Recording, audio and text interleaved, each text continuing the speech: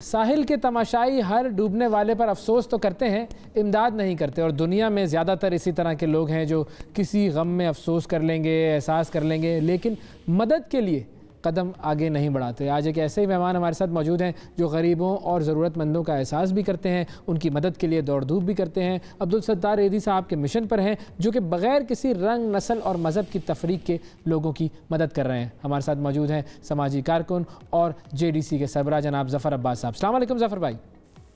जी वालेकुम सलाम, खैरियत से हैं?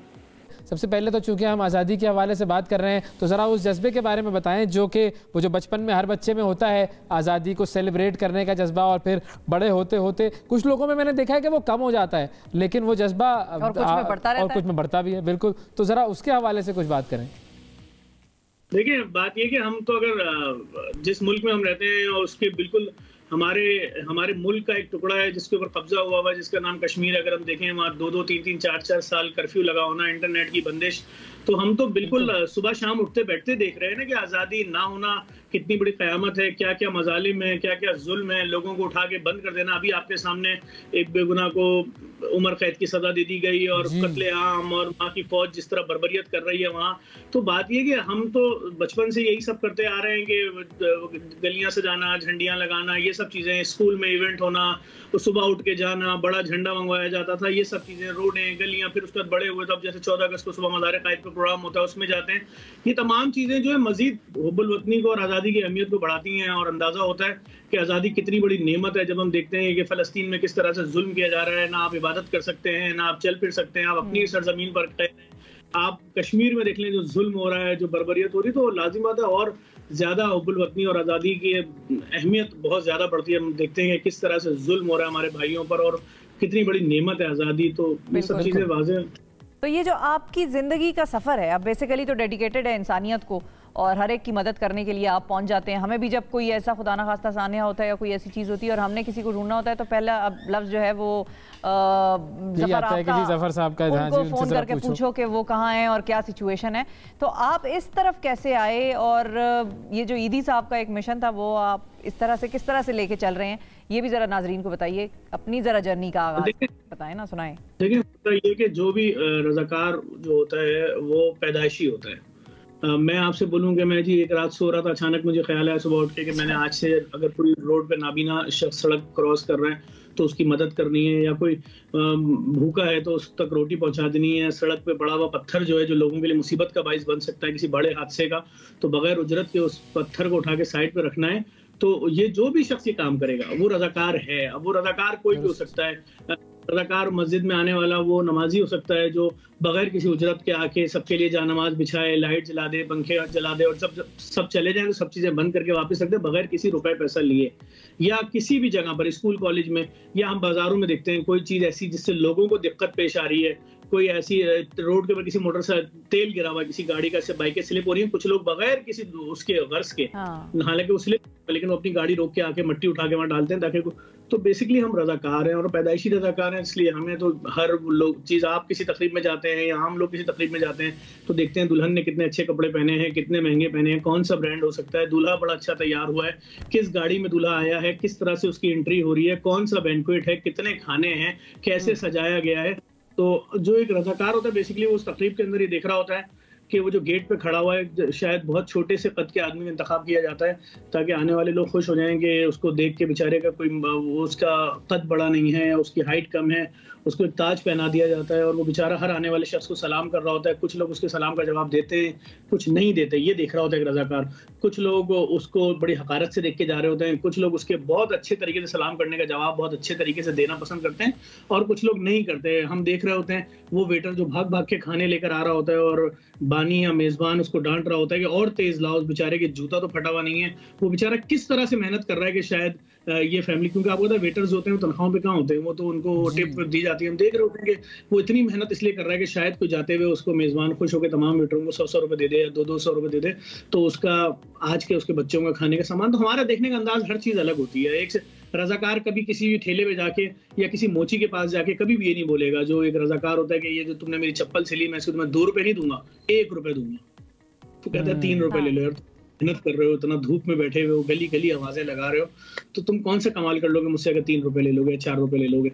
तो ये रजाकार एक अलग चीज होती है। रजाकार वो होता है जो किसी भी वाकये और किसी साने में अगर वो सुनता है कोई ब्लास्ट हो गया तो घर में नहीं बैठेगा, वो ये इंतजार नहीं करेगा अगले चैनल पे ज्यादा लोगों की तादाद आएगी, उससे अगले चैनल पे उससे ज्यादा शायद कल छुट्टी हो जाए, वो दुआ कर रहा होता है नुकसान कम से कम हो।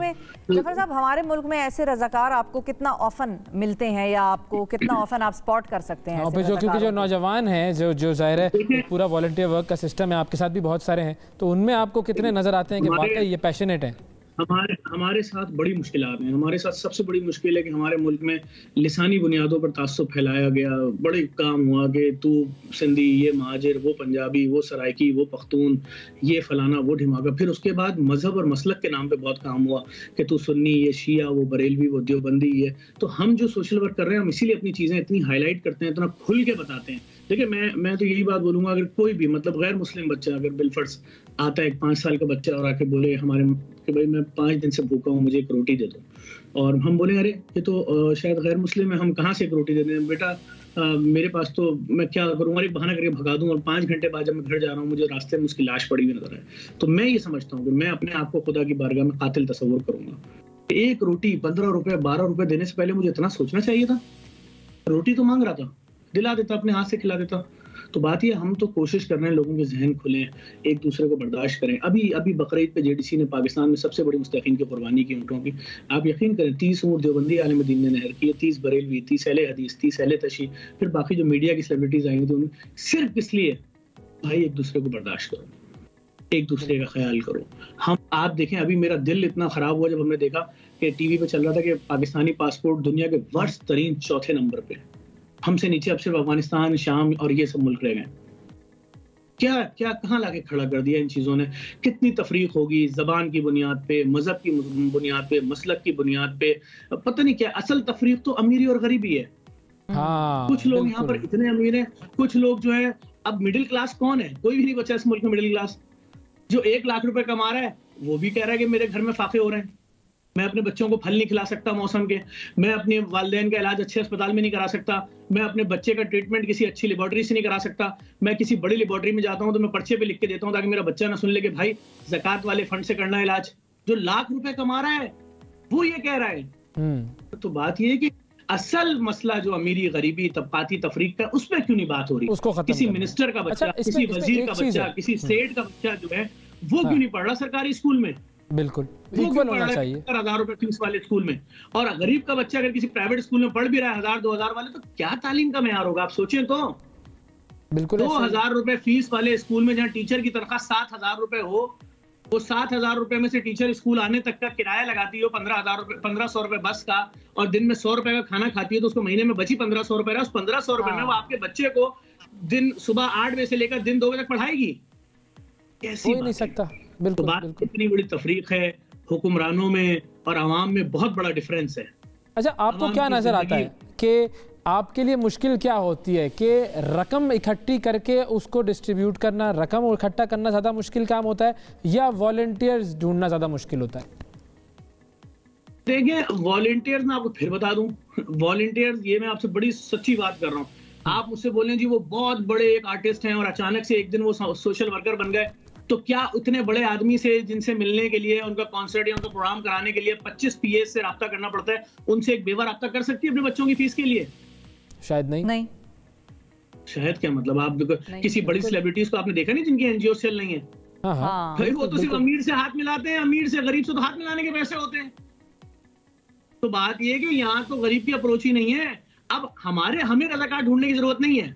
रजाकार जो है उसके दिमाग में एक चिप फिक्स है, जितना बड़ा वाकया, जितना बड़ा सानिया होगा, उतने ज्यादा रजाकार खुद चल के आ जाएंगे। आपको नजर आ जाएगा इसमें कितने हैं जो अपनी वीडियो बनवाने आए हैं, कितने हैं जो चोरी की गर्ज से आए, चीटिंग की गर्ज से आए, कितने हैं जो किसी और गर्ज से आए, और कितने ऐसे हैं कि जिनको आप सुबह दोपहर शाम रात वो आपके साथ हैं, कि जब तक इन भूखों को खाना नहीं खिला देंगे, इनके घरों में वापस शिफ्ट नहीं कर देंगे, ये जो बिल्डिंग जल गई है बन नहीं जाएगी, इनको नए घरों में शिफ्ट करना इनके लिए। तो रजाकार तो बेगर्ज होता है, रजाकार ढूंढा नहीं जाता। ये मैं आपको फिर बता दूं, ये बातें वो है जो मैं आपको बिल्कुल रियल बता रहा हूँ। और हमने जेडीसी ने अपने काम से पाकिस्तान में लाखों नौजवानों के दिमाग तब्दील कर दिए हैं, लाखों, जिनको अब जाके आप लाख उकसाइए कि रोटी इसको मत दो, ये तुम्हारी जबान नहीं बोलता, तुम्हारे सूबे का नहीं है, तुम्हारे मजहब का नहीं है, तुम्हारे मसलक का नहीं है, वो लड़का आपको बोलेगा साइड पे होना, 1 मिनट जरा भाई, ये भूखा है, ये गरीब है, हमारा इसका मजहब एक है, ये भी गरीब हम भी गरीब, ये भी इंसान हम भी इंसान, ये क्या सिखा रहे हो हमें? तो बात ये कि हमने तो अपने काम से काम किया। यही वजह आप देखें जो इंतहा पसंद है वो हर दूसरे दिन क्यों वीडियो डालते हैं कि जफर को मार दो, जफर को मार दो, जफर को मार दो। प्रॉब्लम है उनको नजर आ रहा है कि ये नफरत के बयानिया को हिट कर रहा है। ये कौन सा बयानिया दे रहा है? ये क्यों बार बार बोल रहा है पाकिस्तान का बयानिया मोहब्बत का बयानिया है? ये किधर इंतहा पसंदी की तरफ लेकर जा रहे हो? और कितना नुकसान करना है? तो कराची में रहते हैं, हमने तो देखा भाई 2010, 11, 12, 13 रोज आना 15 लोग मारे जाते थे। तो जो लोग मरते थे ज़बान और मजहब और मसलक की बुनियाद पे, क्या वो किसी के शौहर नहीं थे? क्या उनके घर में 2 महीने की बेटी, 4 महीने का बेटा, 4 साल का बेटा, 5 साल की बेटी नहीं थी? क्या उन बहनों को जो बेवा हुई, जो इनकी बीवियां थी, उनका यही सोच के उनकी फैमिली ने शादियां की थी कि किसी को हमारे शौहर की जबान पसंद नहीं आएगी इस बुनियाद पे मार दिया जाएगा, किसी को हमारे शौहर की जबान पसंद नहीं आएगी इसलिए उसको कारोबार के साथ मेरे शौहर को भी जला देंगे, मेरे शौहर का मसलक पसंद नहीं आएगा इसलिए उसको ऑफिस जाते हुए गोली मार दी जाएगी? इतना नुकसान होगा और इस बुनियाद पे भाई इसी से आजाद करवाना है, इससे आजादी दिलानी है। आखिर में जफर भाई, आखिर में आज़ादी का मौका है, कौम को हम ये कुछ प्रॉब्लम्स भी आइडेंटिफाई कर रहे हैं, उनके सॉल्यूशंस भी बता रहे हैं। आखिर में जाते जाते आप क्या पैगाम देंगे यूथ को भी, और जो आपको लगता है तफरीक का या नफरत का जिम्मेदार है उसको भी डायरेक्ट खुलेआम पैगाम दे दें? हाँ, क्योंकि हम ये भी देखते हैं कि पाकिस्तानी जो है वो डोनेशंस देने में, सदकात देने में तो बड़े आगे हैं बहुत। हम जो है वो इस चीज़ को हाईलाइट करते हैं। देखिए, मेरा सिर्फ एक मैसेज है, आज हम जिन हालात से गुजर रहे हैं, हमारी सबसे बड़ी प्रॉब्लम जो है माशी बदहाली है। आज हमारे घर में अगर हमारे बच्चे खाना खा के सो रहे हैं तो हमें सिर्फ इतना जानना है कि हमारी सगी बहन, हमारे सगे भाई, उनके बच्चे भी क्या खाना खाकर सोए हैं। मैं आपसे कहता ही नहीं कि मोहल्ला ढूंढ लो, शहर ढूंढ लो, सिर्फ अपने घर, अपने खानदान पे नजर मार लें। इतनी बड़ी तबाही आई है, इतनी बड़ी माशी बदहाली आई है कि मैं आपको नहीं बता सकता। मैंने पिछले 12 सालों में मैं किसी के दरवाजे पे पैसा मांगने नहीं गया आज तक। ये मैं आपको बता सकता हूँ चैलेंज करके।